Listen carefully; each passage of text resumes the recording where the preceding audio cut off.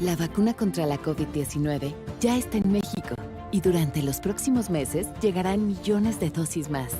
La vacunación es universal y gratuita, empezando con el personal médico.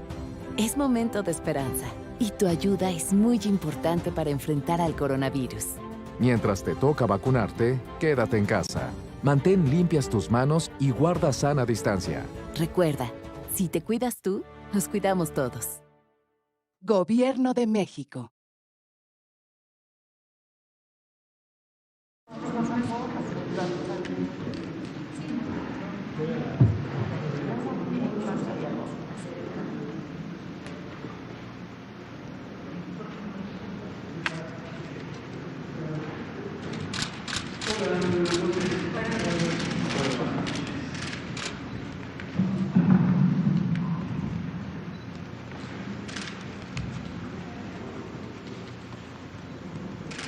Muy buenas noches. Son las 19 horas en punto del miércoles 13 de enero de 2021 y estamos en el Palacio Nacional de México, en la Ciudad de México, aquí en el Salón Tesorería. Vamos a iniciar la conferencia de prensa diaria sobre COVID-19, la pandemia causada por el coronavirus SARS-CoV-2. Y continuaremos con dos elementos fundamentales, informando sobre la situación de la epidemia, y esto lo presentará el doctor Ricardo Cortés Alcalá, director general de Promoción de la Salud. Y enseguida yo seguiré presentando el informe de la vacunación. Hoy tenemos noticias muy positivas de la experiencia de arranque de la fase de expansión de la vacunación. Verán ustedes cómo, tal como lo habíamos anunciado, llegamos al punto de cierre de la calibración, pasamos a la fase de expansión, en donde estaremos logrando una cantidad muy significativa de dosis diarias de este producto hasta ahora, solamente con base en la vacuna de Pfizer-BioNTech. Le pido al doctor Ricardo Cortés Alcalá, si es tan amable de presentar. Con gusto, doctor López-Gatell, muchas gracias. Muy buenas tardes, buenas noches a todas y todos aquí en Salón Tesorería y en sus casas. Vamos a proceder al panorama epidemiológico, actualmente con un total de casos estimados de 1.764.051 personas que se estima han tenido contacto con el Sistema Nacional de Vigilancia Epidemiológica y un resultado positivo o estimado, dado que no se les haya tomado una muestra o que su muestra haya sido rechazada por el laboratorio. Se estima con la positividad de la semana en la que se haya notificado o haya iniciado sintomatología. Actualmente, de la semana 52 a la 53, un incremento del 10% sobre la semana inmediata anterior y una mejora, una reducción en la presencia de personas recuperadas, que hasta el momento se estima sean 1.176.658, que también sabemos que son muchísimas más que no han tenido un contacto con el Sistema Nacional de Vigilancia Epidemiológica y que se recuperaron sin ningún problema en sus casas. Actualmente, del total de la epidemia activa representa el 6%, que son 98.700 personas que se estima tienen actualmente su infección respiratoria aguda secundaria al virus SARS-CoV-2 en activo en los últimos 14 días. Este número evidentemente ha ido creciendo, dado que la epidemia ha incrementado en su actividad. La positividad se incrementa 2 puntos porcentuales con respecto a la semana inmediata anterior, está actualmente en 45%. Esto, como pueden ver aquí, hay 3.959.944 personas que han tenido contacto con el Sistema Nacional de Vigilancia Epidemiológica y han sido notificadas y estudiadas, al menos con un estudio epidemiológico de caso, y a una gran cantidad de estas personas se le ha tomado una prueba de laboratorio para el virus SARS-CoV-2. Actualmente la positividad está en 45% en la semana 53 y esto representa que 1.571.901 personas han tenido un resultado confirmatorio y 1.970.000 965 han tenido un resultado negativo al virus SARS-CoV-2. Hay que recordar que estas personas presentaron sintomatología de alguna infección respiratoria aguda, por lo que habrán sido positivas probablemente a cualquiera de los cientos de virus respiratorios que circulan todos los años y todos los días en nuestro país.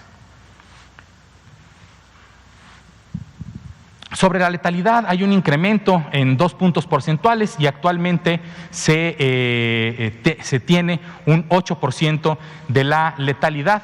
Tenemos un total de 136.917 defunciones confirmadas. También recordando que hay un análisis del exceso de mortalidad que está disponible en la página coronavirus.gov.mx.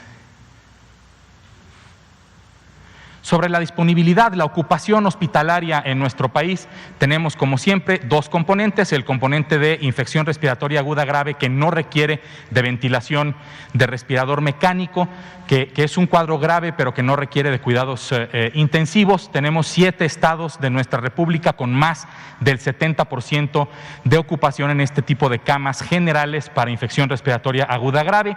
La Ciudad de México con el 91%, el Estado de México 83%, Hidalgo y Nuevo León con 82% cada uno, Guanajuato 81%, Morelos 72% y Puebla 71%. 11 estados de nuestra república están entre el 50 y el 69% y 14 entidades federativas aún tienen menos del 50% de su ocupación. A nivel nacional, la ocupación está en 59%, lo que representa que están ocupadas 19.041 camas de las 32.531 que tenemos disponibles. Sobre las camas que tienen un respirador mecánico para las personas que tienen infección respiratoria aguda grave que requieren cuidados intensivos, tenemos una ocupación nacional del 50% que representa 5.270 camas ocupadas con respirador mecánico de las 10.450 camas disponibles con respirador.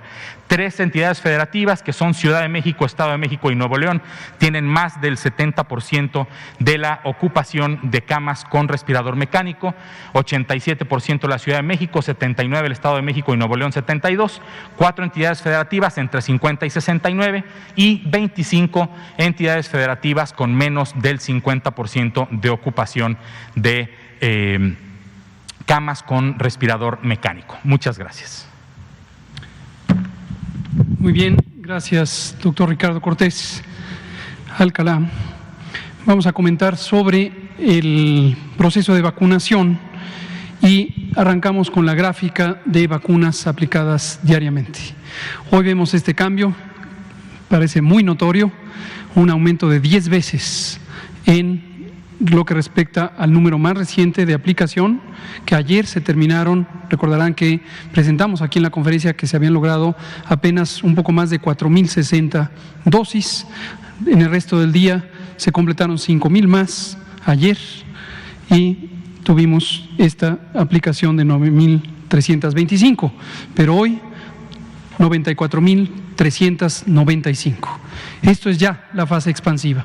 Ya llegó la fase expansiva porque logramos calibrar el operativo y hoy estamos vacunando con 1.000 brigadas de vacunación.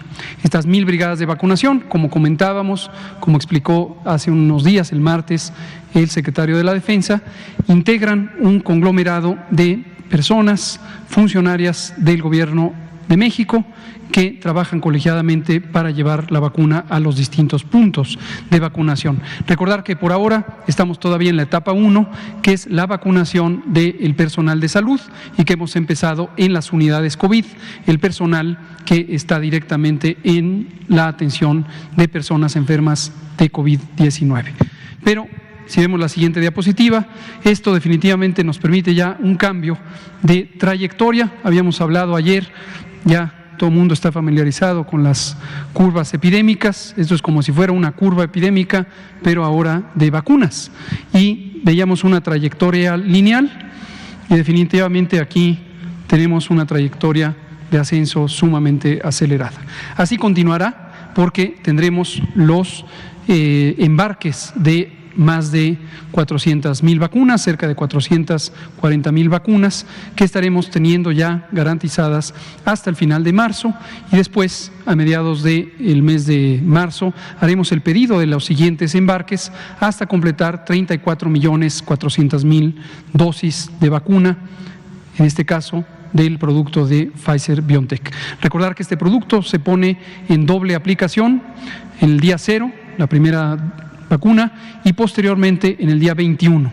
Y también está contemplado el calendario de aplicación de la segunda dosis. Todas las personas que han sido vacunadas en la primera dosis han sido llamadas ya a regresar para la segunda dosis en los mismos puntos de vacunación donde recibieron en este momento la vacuna. Más adelante iremos comentando la situación en la que cambiemos de la etapa 1 a la etapa 2 y que vacunemos no solamente al personal de salud, meta que aspiramos cumplir hacia el final de enero, y que entremos a la vacunación de las personas adultas mayores, con un despliegue territorial mucho más amplio, pero definitivamente en las 32 entidades federativas en forma simultánea. La siguiente, por favor. Tenemos aquí la representación precisamente de las entidades federativas de acuerdo a cómo se distribuyó el biológico. Aquí el criterio para distribuir este biológico, esta vacuna, fue precisamente los listados nominales del personal de salud en las unidades COVID.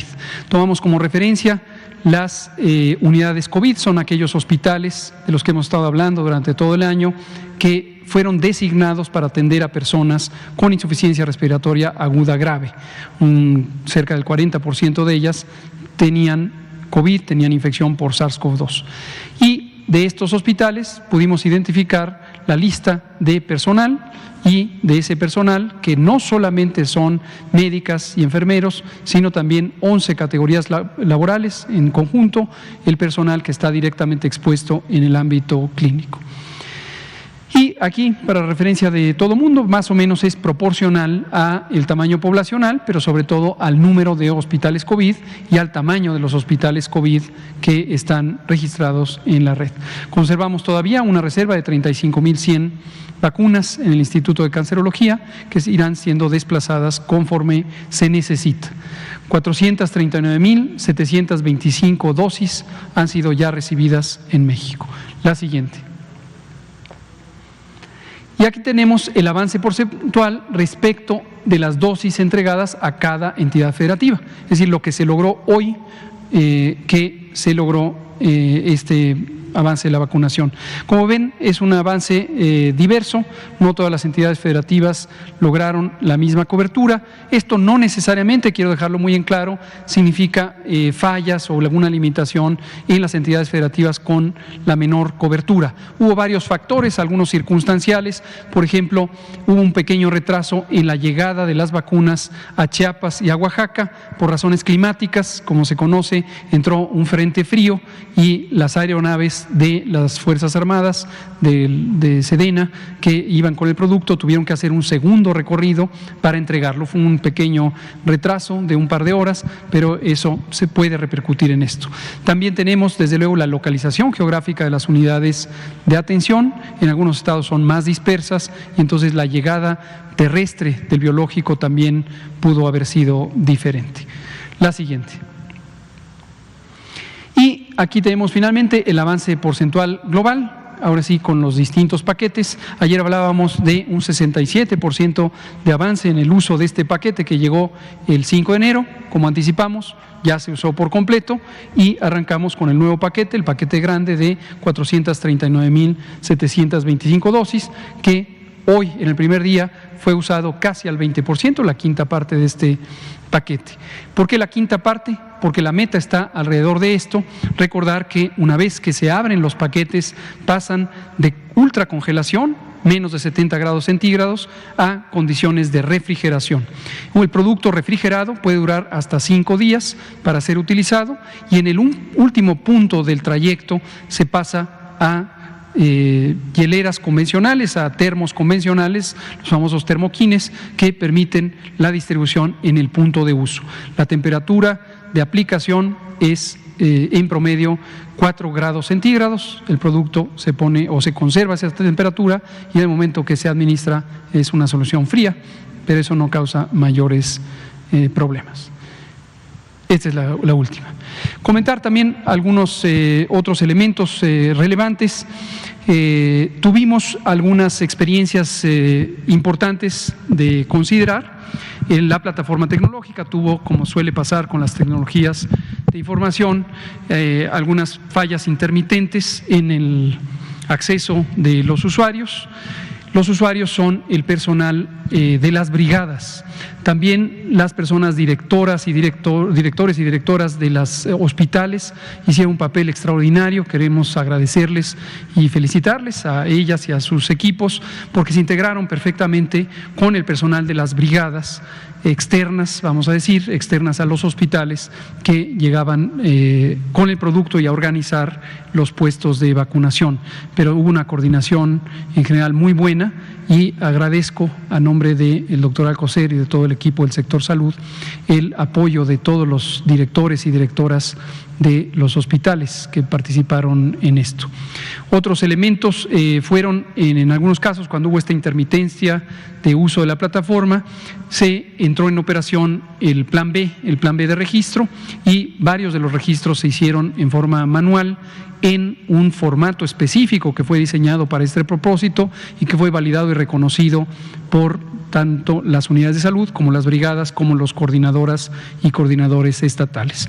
A lo largo de la noche y posiblemente un poco durante el día de mañana se estará haciendo la captura en plataforma de esos registros con los campos estandarizados y la validación de reconocimiento precisamente de la brigada y de los directores de hospitales. Está previsto también un elemento del acta de hechos, el acta circunstancial, que, esto lo ha mencionado el presidente, nos permite tener una constatación documental de quién se registró a vacunar, que no estuviera en la base de datos de la plataforma y que haya una constancia de que fue adecuadamente validado por las personas autorizadas. Y será registrados, con lo que el número que hoy presentamos seguramente incrementará mañana, considerando no solo la vacunación de mañana, sino esta desfase en el flujo de información. Otro elemento que queremos comentar, y tenemos 2 videos para este propósito. Hubo un poco de confusión cuando circuló en algunas redes sociales la idea de que había una plataforma de registro en la que las personas podrían voluntariamente registrarse. La confusión derivó de que esta plataforma era una plataforma de acceso abierto, por lo menos para abrir la plataforma, pero no así para registrarse, porque quien intentara registrarse y no estuviera ya precargada con su cédula única del registro poblacional, la famosa CURP, no podía quedar registrada. Entonces hubo personas que intentaron quedar registradas, pero el sistema sencillamente no se los permitió porque el sistema no estaba diseñado para esto. Pero en atención a eso tenemos 2 videos que ha preparado el equipo para ilustrar, por un lado, cómo procede el registro en forma interna a partir de las brigadas, el personal capturista de las brigadas, y por el otro lado también cómo ocurre este proceso de vacunación y su registro. Si pasamos el primer video, por favor.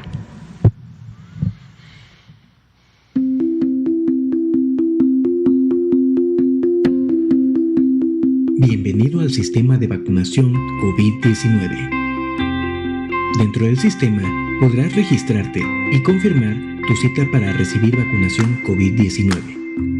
Ingresa tu CURP o número de pasaporte y correo electrónico válido. El sistema muestra tu información. Debes llenar los datos de contacto, teléfono móvil a 10 dígitos y correo electrónico. Es importante que te asegures de que ese sea el mismo con el que ingresaste al sistema. Indica si estás rolando en otra institución. De ser así, selecciona sí y elige el turno y la categoría a la que perteneces.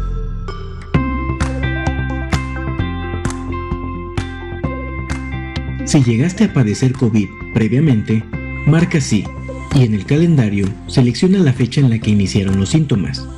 Selecciona tu condición de salud y si tuviste algún antecedente de vacunación en el último mes.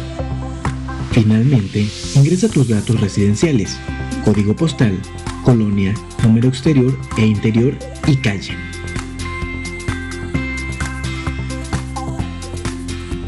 Da clic en la leyenda para dar tu consentimiento de ser vacunado. Da clic en registrar. Aparece en pantalla un mensaje de confirmación de registro exitoso. En esta pantalla se visualizan los datos generales de tu cita y un código QR. Te sugerimos descargar tu pase de vacunación, que contiene los datos generales de tu vacunación, así como el código QR y el lugar de aplicación. Este pase de vacunación también es enviado a tu correo electrónico. Recuerda acudir a tu cita puntualmente y no olvides llevar una identificación oficial, así como tu número de folio, el cual puedes verificar en tu pase de vacunación. Gobierno de México.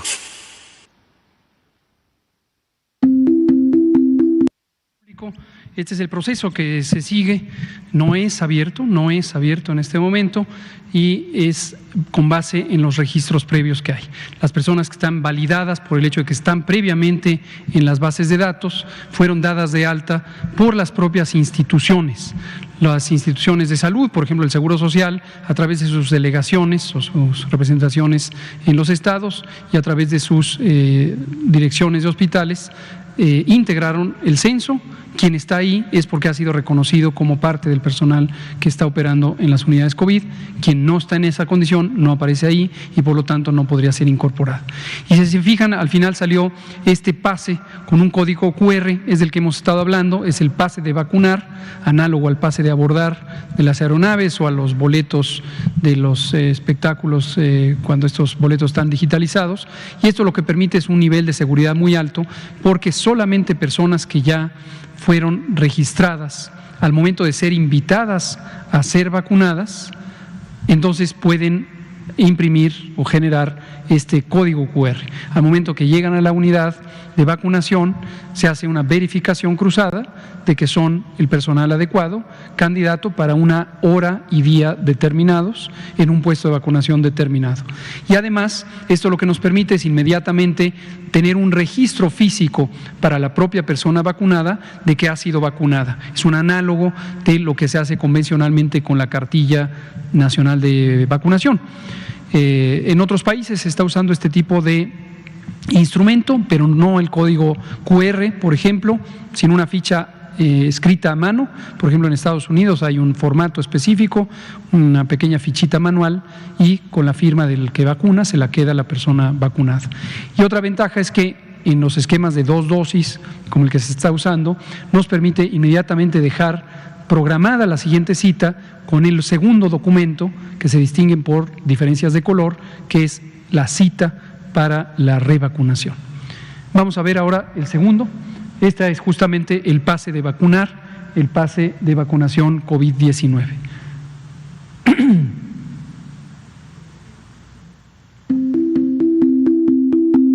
Bienvenido al sistema de vacunación COVID-19. Dentro del sistema podrás registrar al personal médico autorizado que recibirá vacuna COVID-19. Ingresa tu usuario y contraseña y da clic en acceder. Para registrar a la persona que está recibiendo la vacuna, puedes buscarla por su apellido paterno y nombre, CURP o número de pasaporte en caso de ser personal médico extranjero, por el número de folio o escanear su código QR. Da clic en buscar. Automáticamente, el sistema muestra los datos generales de la persona. Da clic en su CURP para continuar. En la siguiente pantalla se muestra la fecha y horario de la aplicación de la vacuna. Finalmente, selecciona la fecha de aplicación, número de lote biológico y el número de lote del diluyente, así como el lugar donde fue aplicada la vacunación. Da clic en vacunar. El sistema muestra en pantalla un aviso de confirmación. Gobierno de México. Perfecto. Más de la misma idea. Estos materiales los presentamos aquí para conocimiento público, pero no es para divulgarlos para uso público. Estos son los instrumentos de capacitación.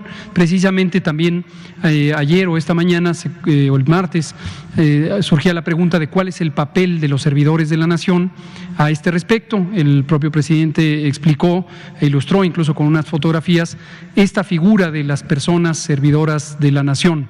Este es un grupo humano la verdad que le tenemos un gran respeto y reconocimiento. En su mayoría son personas jóvenes, sumamente entusiastas, sumamente proactivas, con un gran arraigo en sus propias comunidades. La mayoría trabajan en un municipio o en un territorio en el que residen permanentemente o quizá nacieron. Y estos servidores de la Nación, hay un poco más de 10,000 y han sido fundamentales para los programas sociales, los programas, por ejemplo, de las becas a los adultos mayores o las erogaciones a los adultos mayores, los apoyos económicos a los adultos mayores, también los otros programas sociales, y cumplen una función de vinculación social sumamente importante. Por cierto, hoy por la mañana tuvimos también la sesión extraordinaria, la primera de 2021, del Consejo Nacional de Salud. Como saben ustedes, pero lo vuelvo a mencionar para pronta referencia, el Consejo Nacional de Salud es un órgano de coordinación del Sistema Nacional de Salud. No confundirlo con el Consejo de Salubridad General, que es la autoridad sanitaria colegiada. El Consejo está formado por el secretario de Salud, quien lo preside, y las personas titulares de las instituciones nacionales de salud y seguridad y asistencia social, IMSS, ISSSTE, los servicios médicos de Pemex, el Sistema Nacional DIF y los sistemas de salud de las Fuerzas Armadas. Y las representaciones estatales están dadas por las y los secretarios de salud de los estados. La reunión fue muy productiva desde mi punto de vista, sirvió para continuar este proceso de diálogo, de entendimiento, de sincronía que tenemos para todos los temas de salud, pero que desde diciembre pasado está en torno al programa de vacunación COVID-19. Se comentó la operatividad de hoy mismo, cuáles eran algunos de los retos inmediatos que se enfrentaban. Se habló también de las complejidades metodológicas de identificar a las personas candidatas a vacunar, incluso para este conjunto inicial que es el personal de salud, quién está en unidad COVID, cuál es su magnitud de riesgo, quién entró a la unidad COVID temporalmente pero después ya no estuvo trabajando en ella, o quién llegó después, en fin, varios temas que fueron muy comentados y muy importantes de definir. También cómo es la vinculación del Estado con la Federación y el papel específico que tienen precisamente estas brigadas multidisciplinares y multiinstitucionales en la vacunación. Entonces comentamos también sobre este asunto.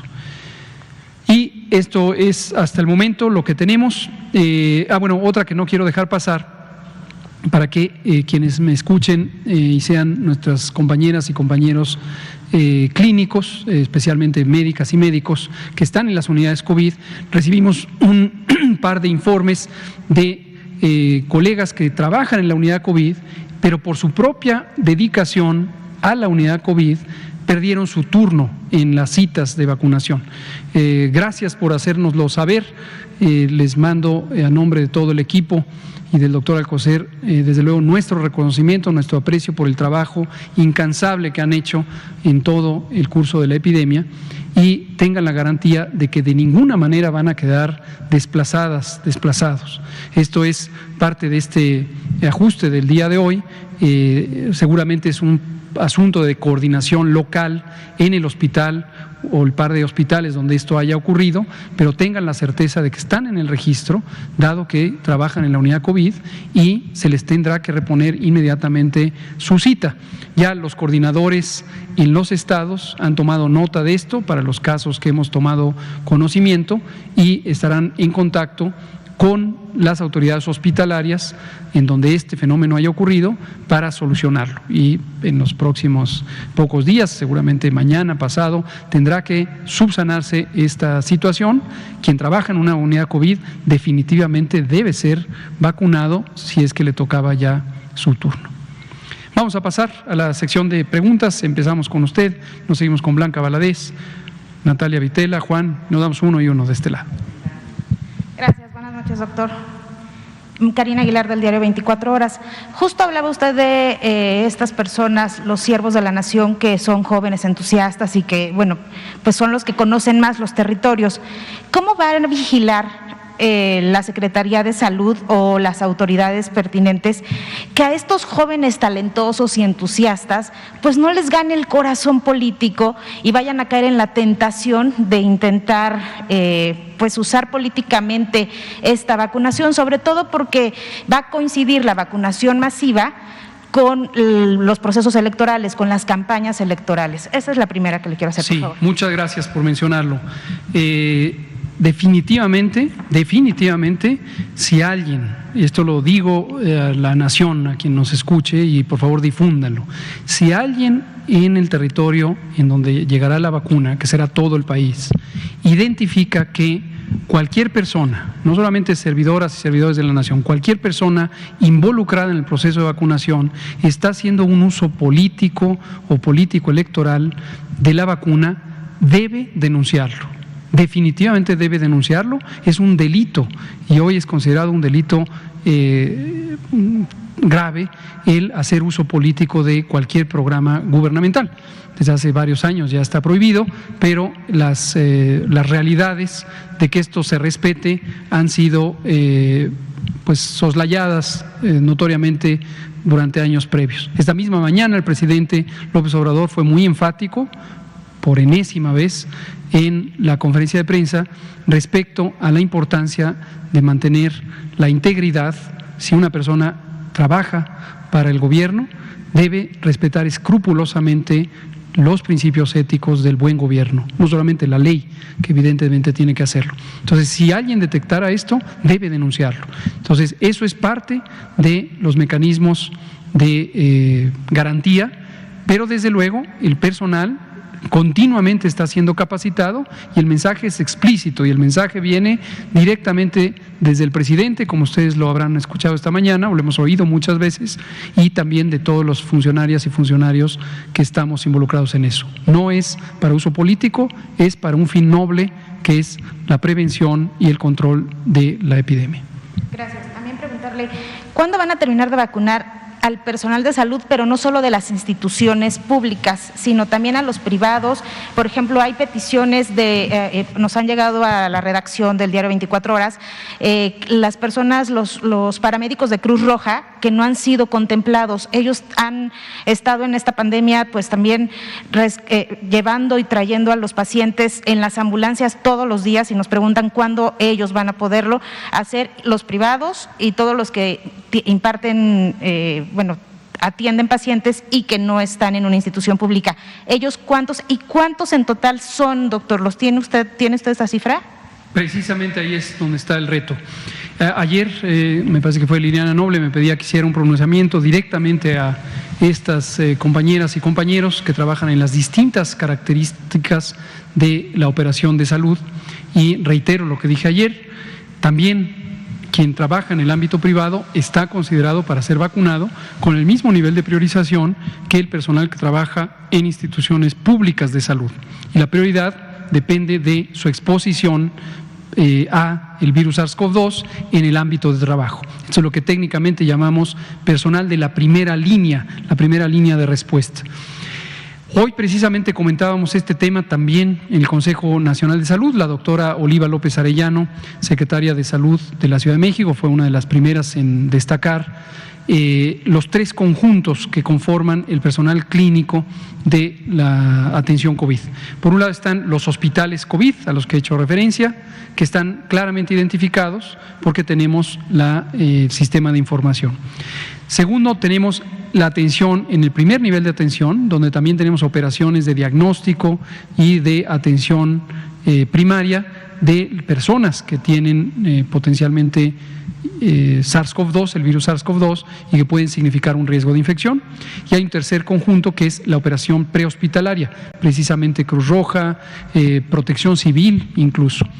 El reto consiste en que sean identificables, por supuesto son reconocibles por el trabajo tan valioso que hacen, pero no han existido nunca censos de este tipo de personal. No ha existido nunca, que quede muy claro, no es que se acabaron los censos, nunca ha existido un censo actualizado del personal que trabaja en los servicios prehospitalarios.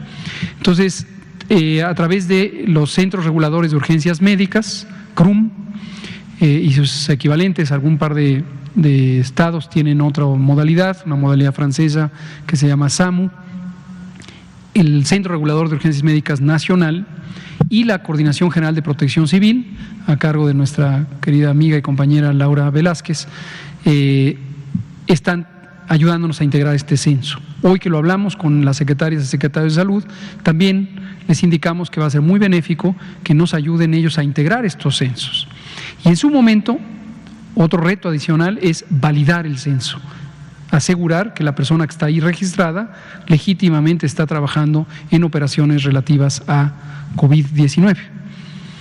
Pero van a ser incluidas. Respecto a los hospitales privados, esto lo hemos comentado ya varias veces, hemos pedido la ayuda de la Asociación Mexicana de Hospitales Privados y el Consorcio Mexicano de Hospitales Privados, presididos por Olegario Vázquez Aldir en un lado y Julio Potes por el otro, para tener este primer censo básico de los hospitales privados. Entonces, todas estas otras categorías no van a estar al 31 de enero vacunados. Deben de. Nuestra aspiración es que esos censos sean integrados. Precisamente por eso pedimos ayuda a las entidades privadas que les organizan, para que ellos nos hagan, nos faciliten el conocimiento de quiénes son esas personas. Ahora, para la vacunación masiva, también va a haber un registro similar al que acaba de dar a conocer para el personal de salud. ¿Así va a operar la vacunación para adultos mayores y todos los hacia abajo? Gracias por preguntarlo. Hay algunos pequeños cambios de modalidad. El principio es el mismo. Va a haber un censo nacional y el identificador único va a ser la clave única del registro poblacional. Está claro que algunos adultos mayores no alcanzaron a tener una clave del registro único poblacional, de la CURP, por su edad, el momento en que fue emitido el decreto de creación de la CURP en 1995, entonces hay quien no lo tiene. Pero es la minoría, la gran mayoría de la población lo tiene. Precisamente a partir de los programas sociales, Gabriel García, nuestro compañero que es el coordinador nacional de estos programas, tiene la posibilidad de integrar los censos. Algunos censos ya estaban integrados. Podemos decir que prácticamente todo adulto mayor, toda persona adulta mayor ya estaba registrada en los censos.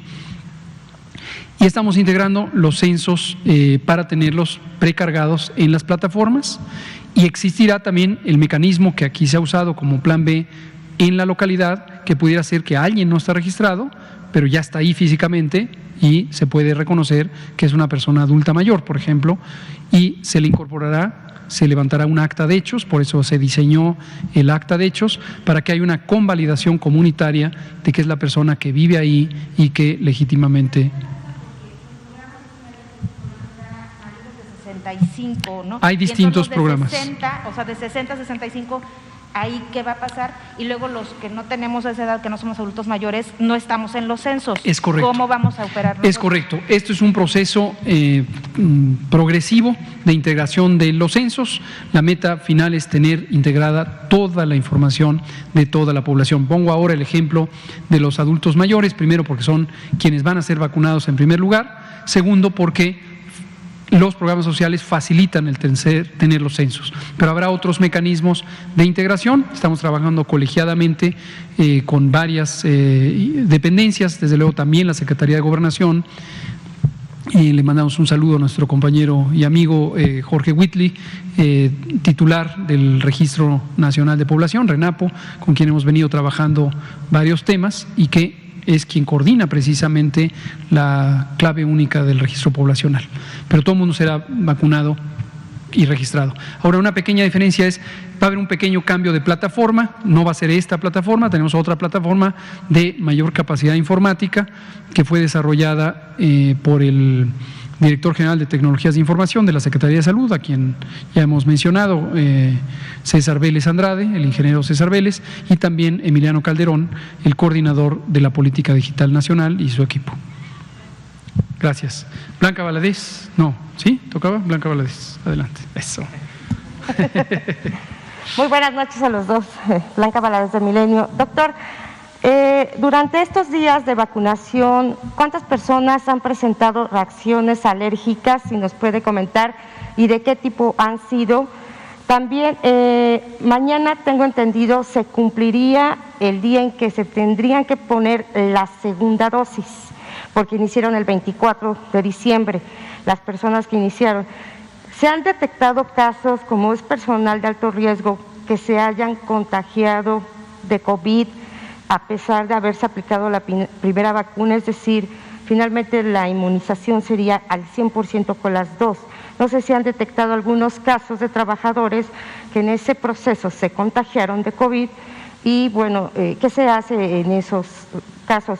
Y también preguntarle, ahorita que se está haciendo la vacunación masiva, hay territorios difíciles, no necesariamente por la ubicación geográfica, sino porque son zonas donde están dominados ciertos grupos delincuenciales, que ahí cómo van a trabajar, cómo van a proteger a los brigadistas, cómo le van a hacer para que finalmente las personas accedan a la vacuna. Claro, es voluntaria, pero muchos de ellos no permiten que se pase a su territorio. Ese sería un punto de aparte, porque hay unas zonas, también la zona zapatista, que nada tiene que ver con estos grupos, pero que también no permiten el acceso tan fácilmente. Si me puede contestar eso, y ya nomás le haría una pregunta. Muchas gracias. Son varias preguntas, pero déjenme contestar. Reacciones adversas.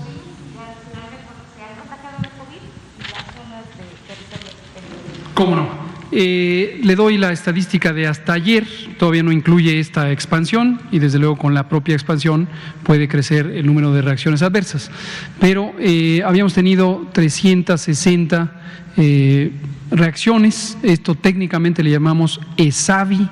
ESAVI son las siglas de evento supuestamente atribuible a la vacunación e inmunización. Es un término técnico que fue acuñado por la Organización Panamericana de la Salud y es precisamente el elemento de vigilancia de la farmacovigilancia en general y de la vacunación en particular. Hay un sistema que fue desarrollado hace muchos años, el propio doctor José Ignacio Santos Preciado, quien hoy es nuestro secretario del Consejo de Salubridad General, cuando fue el creador del Programa Nacional de Vacunación, y él creó también el sistema de vigilancia de ESAVIS, en ese momento se llamaban ETAFs.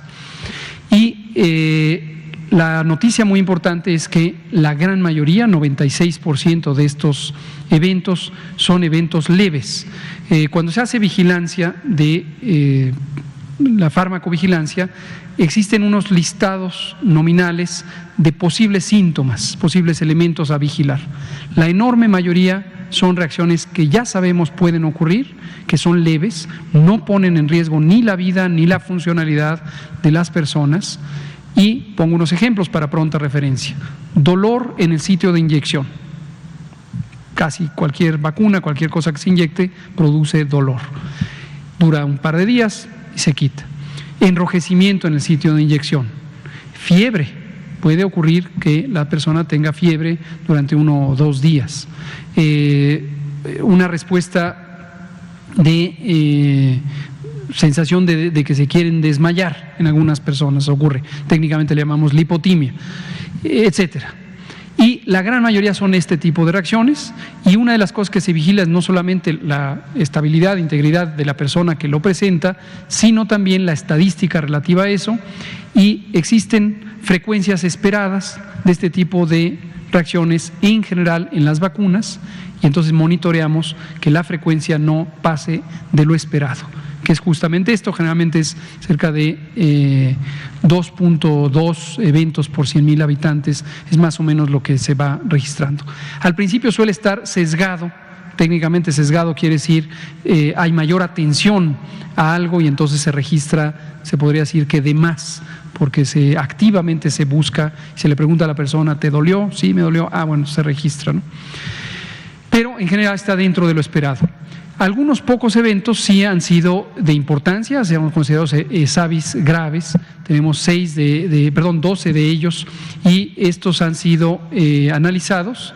La gran mayoría ya han sido descartados como posiblemente asociados a la vacunación. Hay 3 en particular. el más notorio es el que hemos comentado en días pasados de nuestra compañera médica de Coahuila, que presentó una una encefalomielitis de tipo alérgico. Por la advertencia que la propia compañía Pfizer-BioNTech hizo respecto a la alergia grave, hay especial cuidado en vigilar a las personas que se conoce tienen historia de alergias graves, porque es una contraindicación relativa que si alguien tiene historia de alergia grave, tiene que ser vigilado especialmente al respecto. Si la naturaleza de esa alergia grave se ha expresado con la forma más grave de la alergia, que es el choque anafiláctico, entonces puede ser una indicación completamente prohibitiva de uso de esta vacuna. Pero eso es lo que tenemos hasta ahorita. Nada más una precisión de esos 12, ¿qué es lo que les pasó? Y a estos 3, bueno, ya sabemos la de la doctora, el resto, ¿qué es lo que les pasó? Si nos puede detallar. Sí, aquí tenemos, le voy a leer los datos clínicos de los SAVIs para que se den una idea.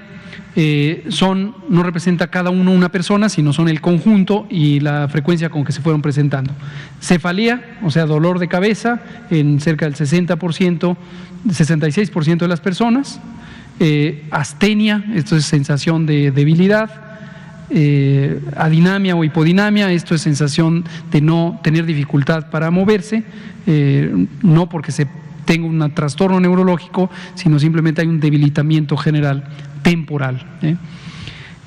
Dolor o hipersensibilidad, mareo, sensación de dificultad para respirar, fiebre, como ya dije, en 33%, escalofríos 33%, diarrea, taquicardia, que es sensación de que el corazón está acelerado, tos, dolor muscular, dolor de articulaciones, suele estar asociado con la fiebre, náusea, dolor abdominal, escurrimiento nasal, técnicamente se llama rinorrea, crisis convulsiva en los 3 eventos que mencioné, la de esta doctora, un caso que se presentó en Tamaulipas y otro más, hinchazón en el sitio donde se aplicó y vómito en 2 personas. Entonces, este es el repertorio, para que vean ustedes el nivel de gravedad de los síntomas, todos afortunadamente autolimitados, de duración corta, y se han recuperado prácticamente ad integrum, como le llamamos en medicina, por completo a las personas. Queda todavía hospitalizada nuestra compañera médica, ojalá que pronto sea dada de alta. Comentábamos ayer que ya recuperó su función motora. Le comentaba que mañana iniciaría la segunda dosis. Mañana toca la segunda dosis de quien fue vacunado el 24 de diciembre. En ese lapso, ¿han detectado casos de gente que por su trabajo se ha contagiado? No lo hemos detectado, pero puede ocurrir, y qué bueno que lo menciona. Recordatorio a todas las personas que hasta el momento se han vacunado y las que serán vacunadas. La vacuna no provoca inmunidad inmediatamente. Hoy se pone la vacuna y se estima que en promedio 15 días después ya se alcanza los niveles de inmunidad apropiados. Generalmente los esquemas de 2 dosis no se logra la más amplia protección posible con la primera dosis y se requiere la segunda dosis.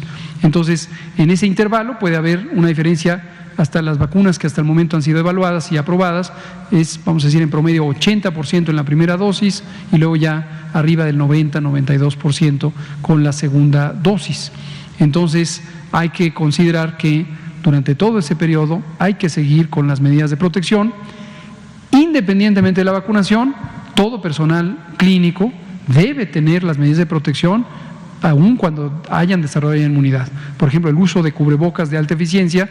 Todo personal clínico que realiza maniobras de intervención de la vía respiratoria, intubación, toma de muestras, etcétera, debe permanentemente utilizar esto independientemente de que hayan sido vacunados.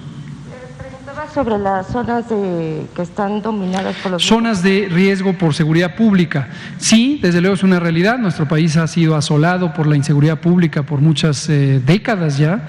Esto tiene que ver con, desde luego no podría dejar de mencionarlo, con la enorme desigualdad social que vive nuestro país desde hace décadas.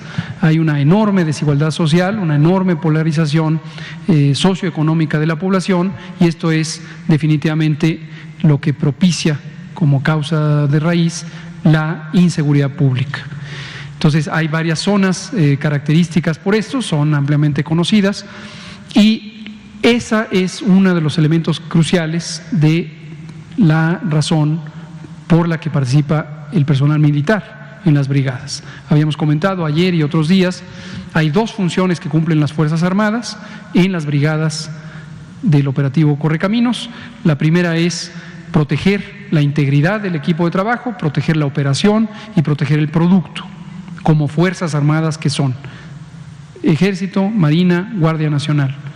Y por otro lado, sus funciones de asistencia a la población civil, y pueden participar incluso en vacunar a través del personal de sanidad militar y naval.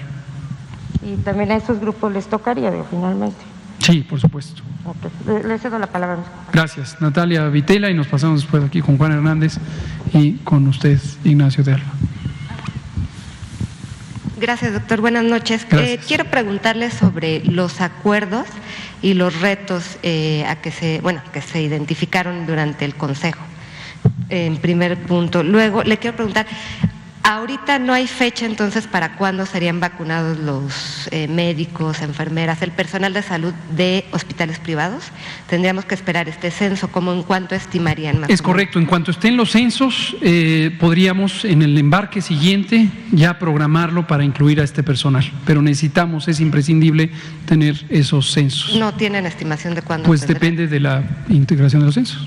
Y sobre los médicos que se quedaron sin poder ir a vacunarse porque estaban en área COVID, ¿cuántos fueron estos médicos? No tengo un conocimiento específico, simplemente recibimos algunas denuncias generales, otras las detectamos a través de las redes sociales, y por eso le decimos directamente, con la mayor oportunidad, no teman, serán vacunados.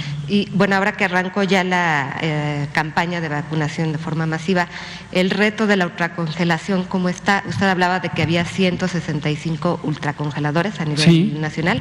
Por favor. Con mucho gusto. Llevamos varias semanas, meses posiblemente, trabajando en el tema de la ultracongelación. Tenemos la colaboración, aquí lo anunciamos hace algunas semanas, de la Secretaría de Educación Pública, específicamente de la Subsecretaría de Educación Superior, a cargo del doctor Luciano Concheiro Borges, quien trabajó con las universidades y las instituciones de educación superior del país, y la Asociación Nacional de Universidades e Instituciones de Educación Superior, ANUYES.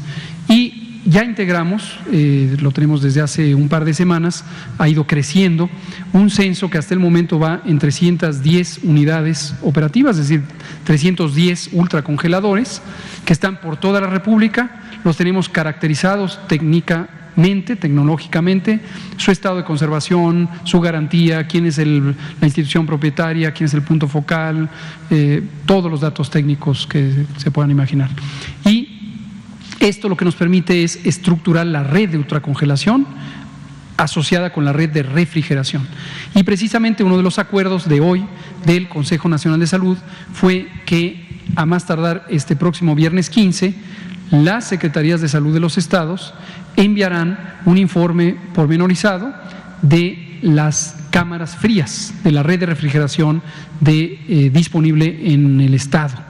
Y esto lo que nos va a permitir es integrar para la fase 2, para la etapa 2, que esto empezaría en febrero, tenemos todavía un buen tiempo para terminar de detallarlo, cuáles serían los elementos de esta red, los nodos primarios de recepción de la vacuna, los nodos secundarios de almacenamiento intermedio, los nodos terciarios de dispersión o distribución, y finalmente los puntos de vacunación. ¿Ya con estos ultracongeladores sería suficiente o piensan que van a poder adquirir algo? Estimamos que con esto es suficiente. Hoy, el operativo de hoy mismo lo muestra prácticamente, y hoy definitivamente es el caso, del avión a ser usadas. No pasa, en este caso, más de 24 horas de almacenamiento. Del avión a ser utilizadas. En la misma semana utilizamos la vacuna. Si seguimos el resto de la semana a este ritmo que arrancamos hoy, terminaremos la semana ya sin estas 439,000 dosis. Gracias. ¿Algún otro acuerdo o reto que hayan identificado? El otro acuerdo fue que las Secretarías Estatales de Salud integrarán censos del personal vacunador. Las instituciones nacionales, IMSS, el ISSSTE, el Pemex, etcétera, ya lo están integrando, pero ahora acordamos también que las secretarías estatales identificarán al personal vacunador. En las brigadas del operativo Correcaminos son 12 personas, 2 de ellas son personal de salud. Y aquí enfatizamos un asunto que fue motivo de conversación: el personal que no es de salud y que no tiene experiencia, capacidad y es reconocido como competente para vacunar, no vacuna. Los servidores de la Nación no vacunan. Las Fuerzas Armadas que van en su función de Fuerza Armada no vacunan. Quien sea de sanidad militar, desde luego puede vacunar. Pero por eso es imprescindible que en toda brigada deba haber 2 personas del equipo de salud que son los responsables directamente de vacunar en cada unidad. Sí. Muchas gracias. Nos queda tiempo para una última pregunta. Quizás si nos da tiempo le pasamos acá a Ignacio. Buenas noches, Juan Hernández del periódico Basta de Grupo Cantón. Bueno, esto es una situación que han venido saliendo en redes sociales y lo voy a sintetizar en 2 cuestiones. La primera, son familias que nos dicen, bueno, en repetidas ocasiones se ha hablado del tema de bares abiertos, restaurantes, fiestas clandestinas, reuniones familiares. Incluso hace unos días hacíamos una denuncia de un torneo de fútbol que se estaba realizando en Iztapalapa y que lo estaban transmitiendo en vivo. Y se hizo la denuncia incluso en redes sociales y ese torneo se hizo y nunca ni llegó operativo de seguridad. Las familias que nos hacen estos señalamientos dicen, bueno, ¿de qué sirve que nosotros nos estemos cuidando? ¿De qué sirve que nosotros sigamos las indicaciones de la Secretaría de Salud si las autoridades que están encargadas de cuidarnos, las que están encargadas de velar por la seguridad de los ciudadanos, no hacen nada? Y estamos hablándonos precisamente de estos municipios, de estas zonas en donde hay focos rojos, donde hay altos casos no solamente de contagios, sino también de muertes, ¿no? Llámese Iztapalapa, llámese Nezahualcóyotl, llámese todo lo que es esa colindancia, ¿no? Lo que nos llevó incluso a este debate de los que se pasan para un lado y para el otro lado, ¿no? Pero esto es una reflexión de ciudadanos que están preocupados, que no se puede decir que tengan miedo, pero realmente están viendo que hacen esta pregunta: ¿cuándo o qué especificaciones va a tener para que tanto el Estado de México como la Ciudad de México pasen a semáforo anaranjado? Hace unos días un compañero preguntaba que si para el día 11 iba a regresar a la Ciudad de México por lo menos anaranjado. ¿Ustedes cuándo estiman que regresará a la Ciudad de México y el Estado de México a semáforo anaranjado? Ya ni siquiera vemos largo el amarillo, mucho menos el verde. Pero ¿cuándo ustedes estimarían que podrá llegar? Y una segunda rápida: de estas personas que se brincaron la fila, ¿cuántos ustedes tienen detectado? O sea, ya se hablaron de casos sonados, pero realmente ustedes cuántos se encontraron detectados. Y bueno, obviamente se van a tener que poner la dosis, ¿no? Pero a ellos ya se les han abierto procedimientos. ¿Qué va a pasar con estas personas? Porque también otra vez en redes sociales empezó a circular una noticia precisamente de un artista, no voy a decir el nombre, pero de un artista y su hijo de música vernácula, música ranchera, que se vacunaron contra el COVID. Entonces, no sé, ya no puedo decirlo, ¿no? Pero realmente, o sea, ni le vamos a hacer promoción. Pero realmente esto es cierto, sí. ¿Qué está pasando ahí precisamente con esta carga de información? O también podría decirnos también infodemia, ¿no? Pero realmente son preocupaciones ciudadanas que salen a la luz del día. Gracias. Gracias, Juan Hernández, de Grupo Cantón Periódico Basta. Efectivamente, la dinámica de la epidemia seguirá activa todavía en muchos lugares. Esto es importante considerarlo. De hecho, estamos todavía en una fase de ascenso. No perdamos de vista eso. Sigue en ascenso la epidemia. En la medida en que la vacunación vaya progresando, llegará un punto en donde, por la magnitud de cobertura, cambiará la facilidad con la que se transmite el virus. Este concepto es el que se conoce epidemiológicamente como inmunidad de rebaño. Es un punto crítico en el que la probabilidad de que se sostengan los contagios es tan baja que ya no se mantienen las cadenas de transmisión y empieza a cesar los contagios. Esto no va a ser inmediato y se requiere una proporción significativa de la población. Hay estimaciones que van desde 60 hasta 75% necesario de tener inmunidad, no necesariamente por vía vacuna. Y recordar, aquí presentamos, el doctor Juan Rivera Domarco, director del Instituto Nacional de Salud Pública, presentó los resultados de la encuesta serológica nacional anidada en la Encuesta Nacional de Salud y Nutrición, que muestra que la cuarta parte de la población ya tenía anticuerpos contra el virus SARS-CoV-2 en el momento que fue levantada la encuesta, que fue a fines del año pasado. Entonces, respecto a cuándo va a pasar a semáforo amarillo, no tiene caso especular, hay que estar atentos todos los días a lo que vaya ocurriendo. Punto. Cuando pase a amarillo o a naranja, lo informaremos. Esta evaluación se hace periódicamente y conforme se hace, se publica. No hay que especular, hay que estar observando lo que ocurre diariamente y ahí lo vamos a estar informando, ¿no? Sobre la gente que se brinque la fila, volvemos a hacer el llamado, más que la identificación específica de las personas, algunas han sido denunciadas. Aquí públicamente se habló de un directivo hospitalario en el Estado de México que fue públicamente sancionado, yo diría con la sanción moral de haber sido identificado públicamente. El llamado es el mismo: tener solidaridad, tener una actitud de respeto hacia las demás personas y mantenerse apegados a la fila. También en la infodemia efectivamente circulan frecuentemente versiones y rumores de cosas que no necesariamente se constatan. Hay que tener presente que también están en curso ensayos clínicos y hay personas que fueron vacunadas en el contexto de los ensayos clínicos.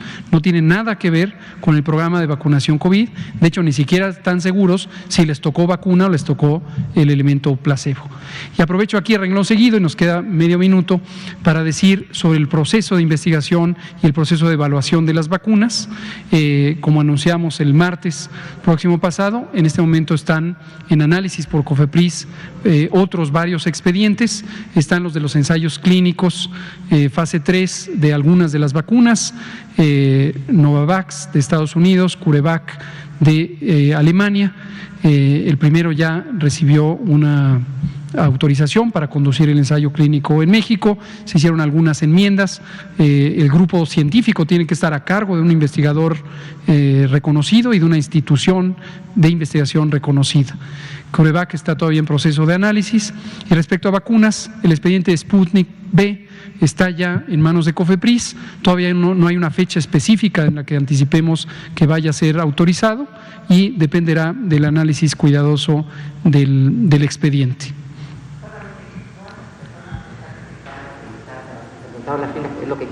No tengo una lista de personas que se hayan detectado. No tenemos un sistema de vigilancia de saltarse la fila. Muchas gracias. Son las 20 horas, 1 minuto. Muchas gracias por su atención. Nos vemos mañana.